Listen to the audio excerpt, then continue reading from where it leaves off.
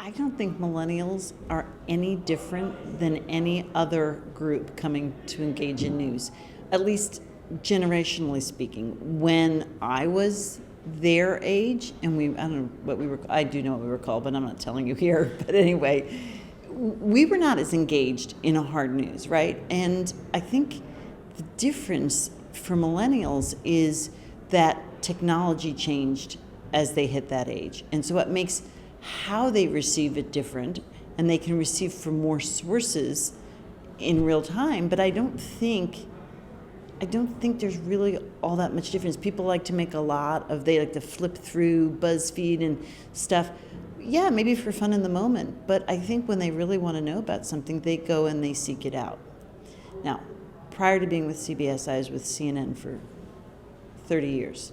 And we did a project before I left in 2008 or 9, right? And we brought together all this much younger group and said, what are we going to do? What's the future of news going to look like? How should we produce it? And we created a little competition.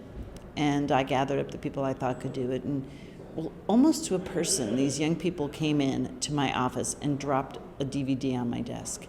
And while we were talking about doing light and more fun and maybe stylistically different, they all said, you've got to see this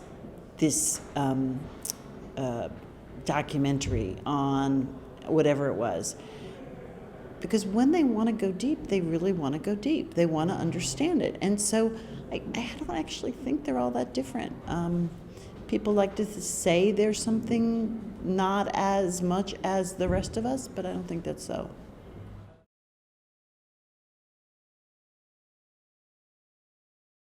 Well, for CBS, our plan is to stay true to who we are. We do very good news. We do well-researched, trustworthy. We have a high standard, and we're going to continue to do that so that people, when they come and they engage with our content, they'll know that they can believe it, because you can't necessarily believe everything you find on the internet or trust it.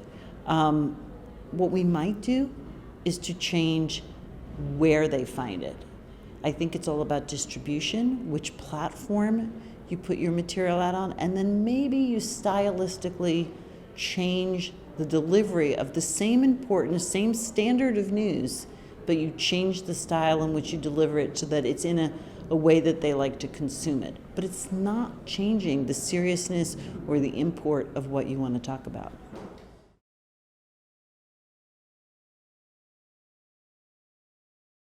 There's a lot of room for improvement. I think a lot of organizations are starting to do that. I think you see a lot of organizations struggling. CBS is in the midst of trying to make that evolution. My old employer is doing quite a bit. They've invested heavily to make digital and that presentation a big part of their game. And some other organizations are trying and struggling to get their legs underneath them for what they want to be doing. And it's a whole, that's one of the most exciting things about right now, right? It's like we're going to all try different stuff. That idea that you learned in all those management classes, try it, throw it up against the wall, see what sticks, iterate, move on. We're really having to live it in the real time. And so, it was interesting. Pew did this study, and it talked about trustworthy or distrust. And the four most distrusted sites that they mentioned, the millennials mentioned, that the millennials distrust in this survey were Fox News, Sean Hannity, Glenn Beck, and the one that surprised me, although not really if I thought about it, was BuzzFeed. So that's the fun stuff. So let's not write off the millennials and say they're newsless, they're not smart, they don't care. Let's not write them off. They actually are very smart. They know exactly what they want. They want the light and the fluff and the entertainment. And they know when they want to go after something deeper. And they might get it through Facebook, through a friend who shared it. They might get a tip off of Twitter of another news organization that they want to go look at. And they might even know the news organization that their mom and dad used to watch on TV, and they're going to go find it. Or maybe it's The Daily Show. And by the way, John Oliver is rocking it, I think.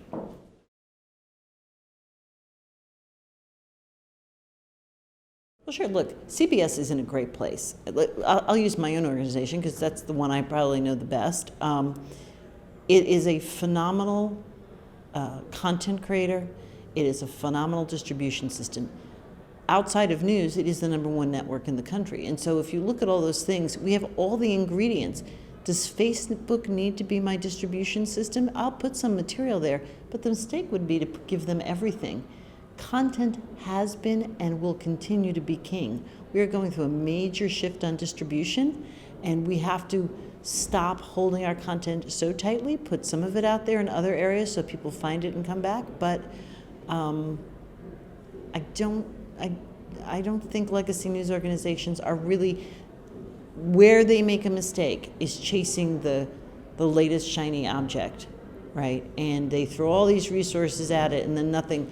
The latest studies show even social media is fragmenting, right? So don't put all your eggs in one basket. It's not all going to be Facebook or all Twitter or all Snapchat or all Instagram or Tumblr or whatever.